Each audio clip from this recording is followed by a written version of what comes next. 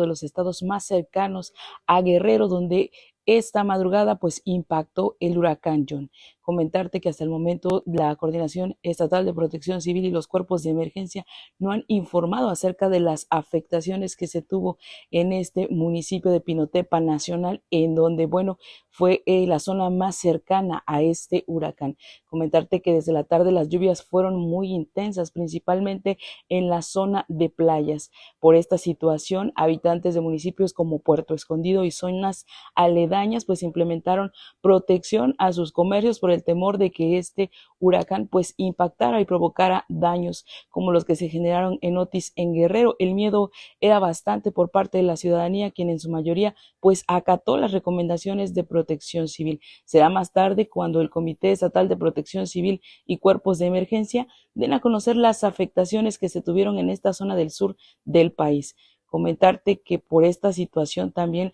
la carretera Barranca Larga Ventanilla fue cerrada durante un gran tiempo, esto debido a los derrumbes que se generaron en la zona por las intensas lluvias, además de que no hubo oleaje elevado, sin embargo cerraron los puertos de la navegación. Esta es la información desde Oaxaca y estaremos dando seguimiento puntual a todo lo que acontece con esta ahora tormenta tropical John.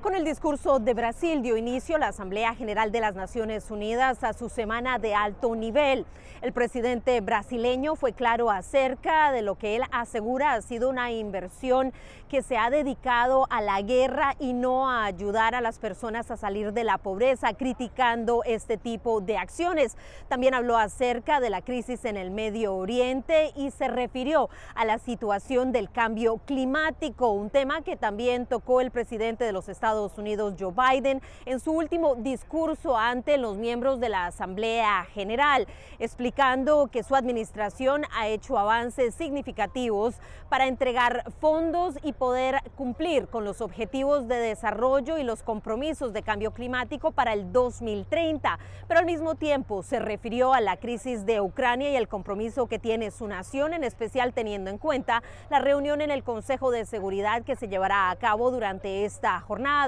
También habló acerca del Medio Oriente y en especial de la actual situación en el Líbano, indicando que todavía había tiempo para una salida política a esta crisis creciente. El presidente de los Estados Unidos, quien también habló acerca de la inteligencia artificial, explicó que era uno de los temas que podría convertirse en algo que para el futuro estaría marcado por las decisiones que los líderes están tomando. Y después se refirió a su salida de la campaña electoral a la reelección por la Casa Blanca de los Estados Unidos, manifestando que es más importante el deseo y los beneficios para el país que los sentimientos personales, e hizo un llamado a los otros líderes para reconocer que el poder no era más importante que el pueblo y que ellos estaban para servir al pueblo y que no era de la otra manera. Esto le llevó a hablar acerca de Venezuela, indicando que los venezolanos salieron a las urnas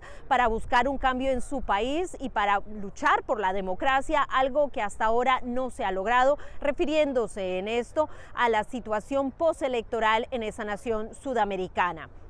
Mientras tanto, en esta jornada se escuchan los discursos de países como Guatemala, que se ha referido a la situación de migración y los proyectos que su administración están haciendo contra el crimen y también contra la corrupción. Están hablando también Colombia, Perú, Paraguay, Chile, Uruguay y Argentina. Rosalía Mendoza, de La Voz de América, desde Naciones Unidas para Telearuba.